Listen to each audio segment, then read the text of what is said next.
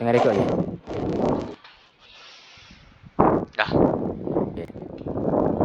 Kali ni belum kasih jadi Assalamualaikum and good evening to my dear invited panel today. My name is Mohamad Najmi as a moderator for today's forum session. So for the first panel, we have Mohamad Iman bin Ismail.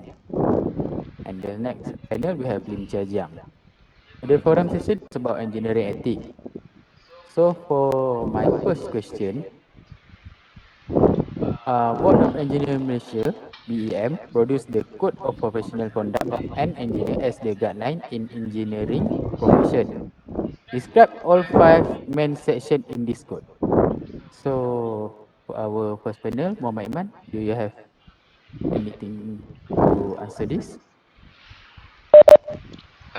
Thank you, Mama Najmi, for invite me to this forum. So there are 5 main sections for Code of Ethics. First of all, a registered engineer shall always hold paramount the safety of health, the safety, health and welfare of the public.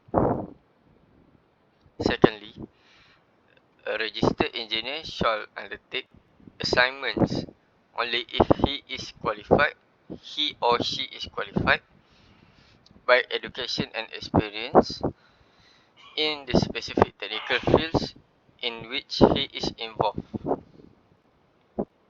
Next, a registered engineer shall issue public statements only in an objective and truthful manner.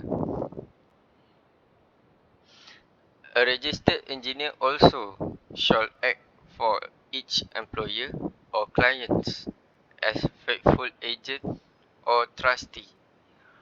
And the last one is a registered engineer shall conduct himself honorably, responsibly, ethically, and lawfully to enhance the honor, reputation, and useful of the profession. So that's all from me. So I my give this event to you, Mohamad Najmi, this forum to you. Okay, thank you, Muhammad Iman, for the very good answer. So for the next question, I have, what is ethic in engineering profession? Ethic can be divided into personal and professional ethic. Explain both ethic. Muhammad Iman, saya explain this. Yes. So generally, ethics is the principles of good and bad behavior governing on what is right or what is wrong. So the professional ethic, no. In ethic can be divided into two, which are personal ethic and professional ethic, right? So personal ethic is more individual morality, usually implies a set of eternally held values, such as focus on what are held to be intrinsic or universal, which is the universal values, such as truth, honesty, or other measure of goodness, may guide our personal beliefs and actions. Professional ethics is usually connected to the shared understanding of proper conduct guidelines among a group of people associated by means of their profession, which is allows diverse, multidisciplinary, and multicultural teams to work in unity toward common goals. So that's all my answer. So I give it back to you, Mama Najmi. Okay, what a very fact answer from you. I like it. So for the next question, yes, as a young engineer, this is like a scenario. As a young engineer, you are intrigued Instructed. Instructed. by instructed. I'm sorry, pardon me. As an engineer, as a young engineer, you are instructed by your employer to prepare and banklet bankable report for a prospective project based on the information provided by your employer. You have no access to ascertain the reliability of the information provided. Considering the IEM regulation on professional conduct, how do you advise your employer so that you may complete your assignment with integrity? Uh, Still our panel Muhammad Iman. You have any answer for this? So for this scenery, uh, usually my advice, uh, uh, a member shall inform his employer in writing of any conflict between his personal interests and faithful service to his employer. Secondly, a member shall always take care to ensure that his work and the products of his work constitute no avoidable danger of death or injury or ill health to any person. And the last one is a member shall take all reasonable steps to avoid waste of natural resources, damages of the environment, and wasteful damage or destruction of the products of human skill and industry. Okay, that's my advice to the young engineer. To the employer as a young engineer. Okay, thank you, Muhammad Iman. Very good. So for the fourth question, in Board of Engineer Malaysia (BAM), there are two main group of engineer, namely as graduate and engineer and professional engineer. Explain the requirement to become both group of engineer. Uh, this question I focus to Mama Iman first. Okay, Mama Iman. So how to uh sorry. What is the requirement to the both of engineer? Okay. Firstly, graduate engineer. Graduate engineer is for those who have successfully completed an accredited engineer program, engineering program. So for professional engineer, the requirement is a graduate engineer who has obtained the prescribed practical experience, passed the professional assessment examination, and satisfied all the other requirements of BAM. So that's my answer. Okay, thank you, Muhammad Iman. So, Muhammad Iman, I have last question for you. Engineers are often entrusted with the responsibility of implementing large-scale projects involving millions of dollars. In view of the large amount of money changing hands, the integrity and ethical standards of engineers are being put to rest. What measure can an engineer take to prevent corruption and unethical practice of cutting corners in order to safeguard the good image of the engineering profession? Wow, this is a complex question. So basically,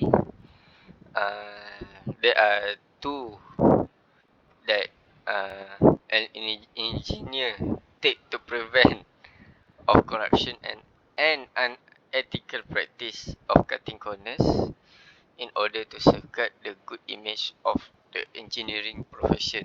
So the first one is code of ethics. So the engineer must get themselves familiar with the code of ethics that govern the duties and responsibilities of engineer. So we start from basic. Ethics means something more than law and morals. Uh, as example, it carries an additional connotation of rightness. So, the engineering code of ethics explain and illustrate the right task that an engineer should perform and the wrongdoing that he or she is prohibited from undertaking, such as unwise practice of cutting corner and corruption, etc. So the last one is stiffer penalty. So apart from engaging a third party as checker for the project, another effective measure that has not been widely practiced in Malaysia is to impose stiffer penalties for those who committed wrongdoings, such as unethical practices and corruptions. The laws in Malaysia have been too lenient to the developers, contractors, and engineers. So, stiffer penalties should be imposed to those who has been found guilty of adopting unethical practices. So, the penalties, such as heavy financial penalties, combined with imprisonment, revoke license of developers, contractors, or engineers, could be enforced widespread unethical practices in engineering industry. So that is my opinion about um, on how to prevent corruption and unethical practices among engineering profession. Okay, Muhammad Iman, thank you. Oh, what very good panel. So, now we go to Jiang. So, Jiang, I have a question for you. Why a registered professional Yes. engineer with practicing certificate shall undertake assignment only if he is qualified by education and experience? So for registered professional engineers with practicing certificate, I think shall undertake the assignment only he qualified by education and experience. This is because I think many different assignments available for engineers, but maybe depends on their focus, what they are focused on the some in some field. So a professional engineer should only accept an assignment that suits for him or her for her qualification.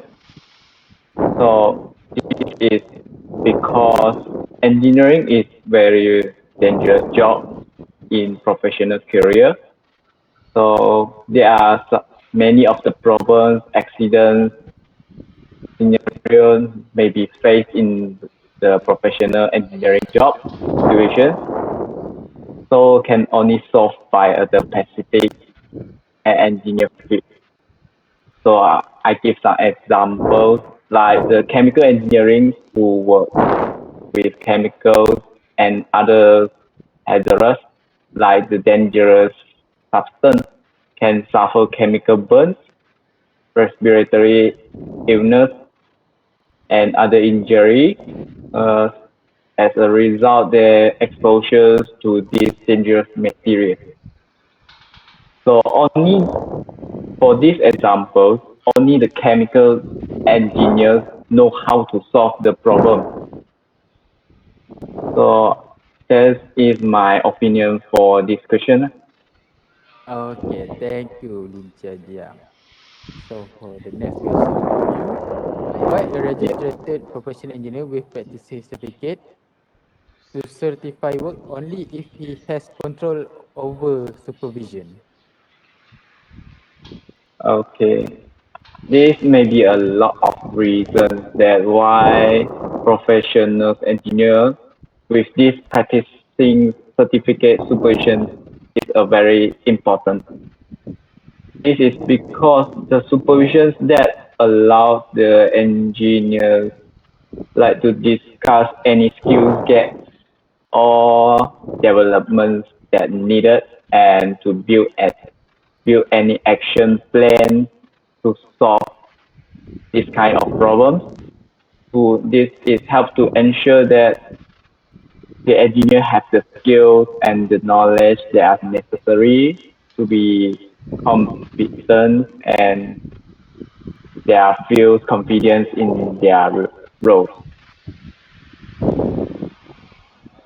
I Okay, think this is my opinion for this question. okay, thank you. Very good answer. So for the next question for you, why a registered professional engineer with practice certificate not to accept benefit from more than one party? I think that the engineer may not directly or indirectly offer a gift, solicit, or receive any contributions with the effects or intent of influencing like the award of the contract by the public authority or that could be reasonably construed by the public as having some effect or intent of influencing the avoidance of the contract. So the engineers may have to play a key role to play in combating the corruption. They will not only work to prevent the harm that corruption may cause to themselves, their organizations, or their country, but they will also help to prevent the harm that corruption may do to others. So not only for this society only. Yeah. So this is my examples for this question. Okay, So so yeah, thank you. So for the next question, why registered professional qualified engineer not to falsify qualification? well, the registered professional engineer should not to falsify any qualification. So the engineers must not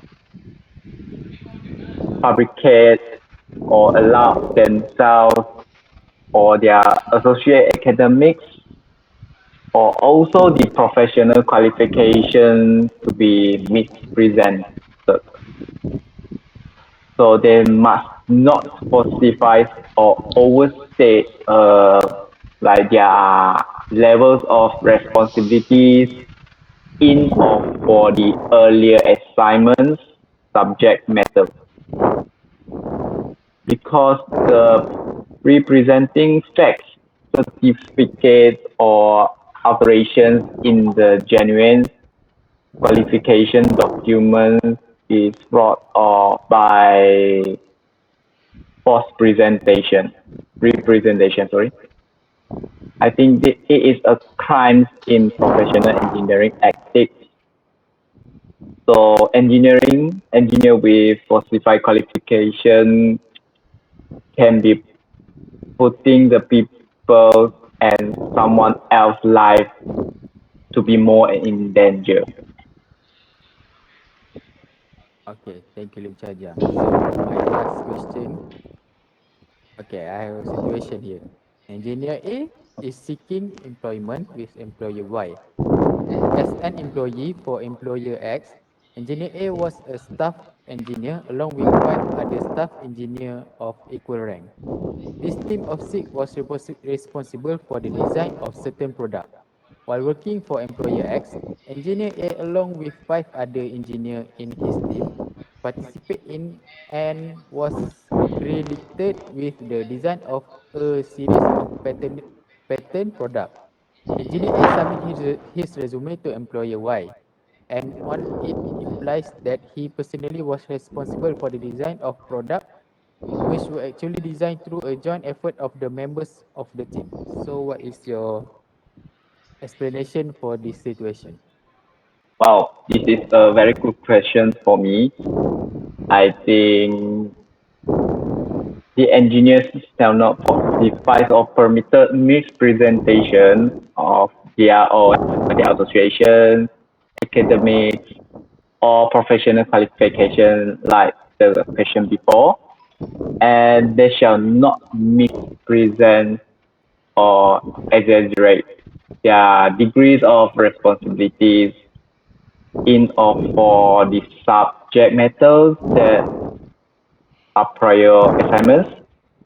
So brochures of art or other presentation incidents to the solicitations of employment shall not mispresent pertinent facts concerning the employees, associate joint ventures, or past accomplishments with the intent and the purpose of enhancing their qualifications and their work. I think this is my opinion for this question. Any other question? Uh, I think that's all for today's question. Thank you, Lim Chanjang. As Okay, thank what a you. very good answer. So from all the question and the answer you all give to me, I can conclude that engineering code of ethics is important to bring the maximum good or benefit to the society and to the enterprise as well. This ethical code of ethics can improve the quality of working and can secure the public interest toward any engineering practice. So thank you for both panel. We will see you again maybe in the next meeting forum. That's all from me. Thank you. Okay, thank you, Thank you very Manajmi. much for joining. Thank you. Thank you, Lim, Chia, Thank you Jiang. everybody.